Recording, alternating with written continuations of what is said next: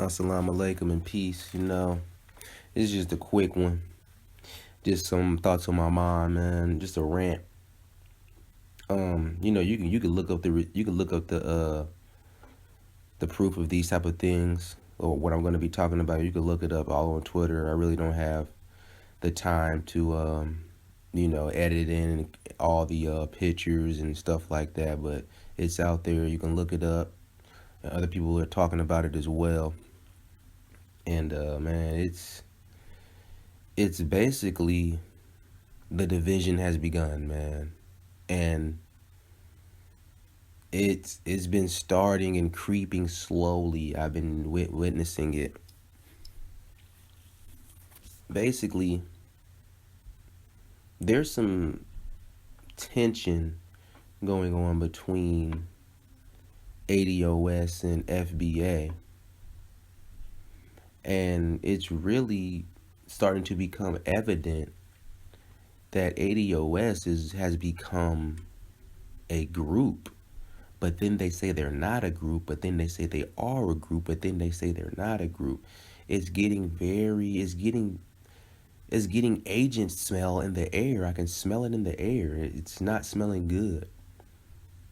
So people, the whole foundational Black Americans, let's see where this started from. This started from Dr. Claude Anderson.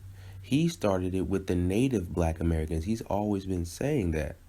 So ADOS and FBA is nothing new. Dr. Claude Anderson been talking about native Black Americans, making ourselves a distinct ethnic group and things of that nature. So Tone and Yvette didn't really coin a new term. I mean, it's a new term, but they didn't really coin something new because it's always been around. And it's crazy to me that these people, Tone and Yvette, they have talked down on Dr. Claude Anderson. They have talked down on Frances Cress Welsing because she has some things to say about homosexuality, and Yvette is a lesbian herself. Like, it's not smelling good on their side. Now, be clear. I'm not a part of any group or nothing like that. I'm not a part of any group, ADOS or FBA. FBA is not even a group. Foundational Black Americans not even a group. I look at ADOS, American Descendants of Slaves, Foundational Black Americans, as strictly lineage. You either are or you aren't. It's not something you can join. It's not something you could cancel yourself out of. Even if you're, working with the white supremacists as an ADOS, you're still an American descendant of slave. That's just your lineage. You're just not on code. That's all that means. You're just a foundational Black American who isn't on code. So I don't see them as a group that you can join or get kicked out of, that anybody can join. Just like, Puerto Ricans isn't a group. It's a ethnic distinction. They're Puerto Ricans. You either born a Puerto Rican or you're not. You can't, okay, it's your day, I'm gonna join the Puerto Ricans. You can't do that. So this is what I'm talking about. But at the same time, American Descendants of Slave has begun the doublespeak.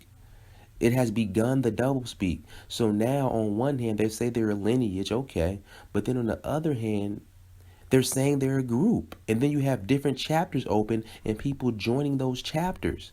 So, and then y'all have it's like a political movement of one ideology because y'all are pushing the Democrats. You're pushing that we still vote Democrats. Now, Tone came out and said that I also said that you can go vote and write in ADOS and vote for that. Okay, but at the same time, you're generally pushing for Democrats. And I do kind of understand that because, for the past decades, Black people have voted for mostly Democrats. So basically what he's saying is we're trying to leverage that to get votes. We're trying to leverage all the votes we gave the Democrats for all these years. We're trying to leverage that to get tangibles or reparations out of it, to get some type of promises made from the Democratic Party about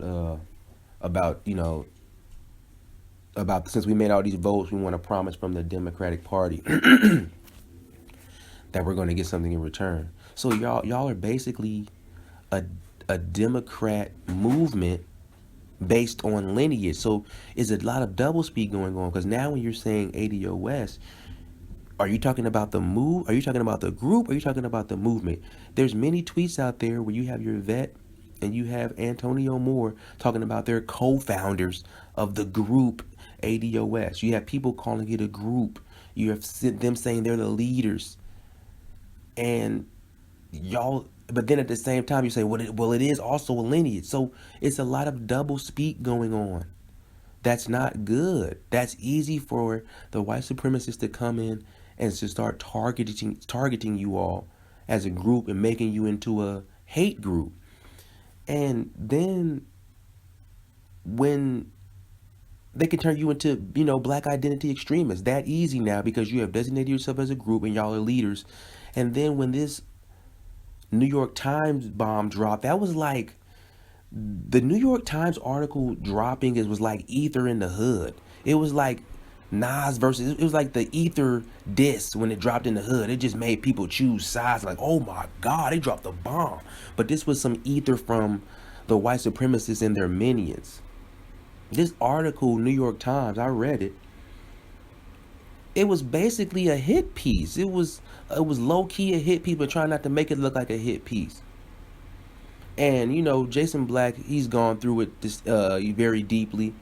So, I'm sure y'all listen to that as well. And he's brought the invoices, as he said. And what is shown me is that they are making ADOS into a group. When you read the article, it calls Tone and Yvette insurgents. That's a very powerful term. And it says it like they're welcoming that term of being insurgents. That's a term that could be turned into some black identity extremists. So this article was basically setting up a most wanted poster of the movements of Foundational Black American and of ADOS. But then it's distinctively calling ADOS a group and forming them into a group in this article. And they have Tariq in there quoting, talking about how he's saying he's not a leader of any group. He's not formed to any group or anything like that. So now that they have them distinctivized as a group, which is weird to me, it seems that Tone and his ego have been inflated. This article has put him on his high horse. And, all due respect to Antonio Moore, because he's put in way more work than me, way more work than, a lot of people. So he deserves some type of poking his chest out. Yes, because you put in hard work. But what has happened is him being on such a high horse is making him lose focus and is clouding his judgment. Because then he attacks. He doesn't even attack. I'm not going to say that. He don't attack Tariq. He doesn't attack Tariq Nasheed. He disagrees with Tariq Nasheed over something that he misinterpreted. Basically, you can go back and look at the tweets. I'm sure there's other people talking about it. Basically, Tariq Nasheed, he retweets President Trump at a black conference that Trump was heading and speaking at. I think it was in Atlanta. And Trump was basically speaking about how the Democrats don't do nothing or even promise anything tangible for black people. And then he's claiming that he's done that with his opportunity zones. Now, Tariq retweets it and he says, basically how, well, at least these people are talking about it and exposing it and saying something about offering tangibles to black people. He didn't say we should vote for Trump. He didn't say that the opportunity zones are a good thing, because we know that those opportunity zone things are just nothing more than gentrification on steroids. So he wasn't promoting Trump or people to vote for Trump. If you go back into his tweets and watch his shows, you will see that that's not what he's doing. What he's doing is basically getting under the Democrats' skin, and he's getting under everybody's skin by saying our vote shouldn't be just for Democrats, as ADOS is pushing. Our vote should be for who is going to offer us tangibles. That's who it should be. Even if we did vote for the Democrats for the past 40 whatever years, that don't matter. If they're not offering us anything, why are we still being loyal to them? And that's the question he was asking. He wasn't promoting Trump or saying we should vote for Trump or trying to make himself look alt-right. And so then Antonio Moore, still high off this New York Times article and, boasting about that, I think that clouded his judgment because, he was justified in being proud about getting that far because now they're on a national scale. But I think that clouded his judgment because he jumps into the mentions of Tariq, who said the things that I just said that he said. And he talks about how, yeah, but opportunity zones aren't good for black people. And basically Tariq was like, I never said they were, and I'm not promoting Trump. And so then Antonio Moore comes out with a 25-minute video talking about how ADOS is mostly a Democrat movement that's going to vote for Democrats because we've always voted for Democrats, even though he says you don't have to do that, but that's the general understanding. So he comes out with a 25-minute video talking about how ADOS is not alt-right, we're not pro-Trump, we want to distance ourselves away from Trump, we don't want to be misconstrued that we're alt-right or misconstrued that we support Trump. But then I'm thinking, okay, but one, Tariq wasn't saying that. So he's calling out Tariq on this 25-minute video that he does too. And I'm like, why are you going at Tariq? Tariq wasn't saying that. And two, you're talking about you don't want it to be misconstrued that you're supporting alt-right. You don't want that thought to be out there. But y'all have done things, you and Yvette have done things that would make it seem like that if a white supremacist wanted to play that game too and say y'all are alt-right, then it would make it seem like y'all are alt-right from some of the things that y'all have done. Yvette Carnell has worn a MAGA hat. She's said things that would sound like she's in support of Trump. In a similar way, Tariq has said things that you could misinterpret as being in support of Trump. But when y'all did it, it wasn't about, you were saying nobody can misinterpret it because now y'all clarifying it and all of this stuff. But nobody was really misinterpreting it like that. But y'all have things out there that could be misconstrued in that way. So why are you jumping down at Tariq and doing this now when he wasn't even giving a blatant support of Trump? It's very odd. It seems that all hands are on deck to come at Tariq. And that's what makes it smell very fishy in the air of agentism, because I think it was before he or as soon as he dropped his Foundational Black American Conference, Tariq Nasheed, he was getting attacked by News One y'all could look up that article, the News One article where they were talking about the Harriet movie, and they called out Tariq Nasheed by name and said he's a woman hater and all of this, and all of this other stuff, a troll, and all of these type of things they were insinuating about him. So they were attacking him off top. And then when he drops this Foundational Black American Conference on Kickstarter, as soon as he drops that, then this chick Michi X on YouTube pops out of nowhere and starts doing some agent provocateur stuff and starts calling him out, insulting him out his name and saying he don't deserve $200,000 for a conference. She's friends with your boy Tommy Sotomayor. So she's friends with him, and she's coming at Tariq too about raising $200,000 for a Foundational Black American Conference. And then when you see how the ADOS conference, Yvette and Tone are talking about how, oh man, Tariq didn't want to come to our conference. He didn't support our conference. But he doesn't have to come to that. But at the same time, he does support y'all. Just a couple weeks ago, he was talking about how Yvette and Tone, for their ADOS lineage distinction, that was a godsend. That was an extremely good thing. So he wasn't dissing y'all.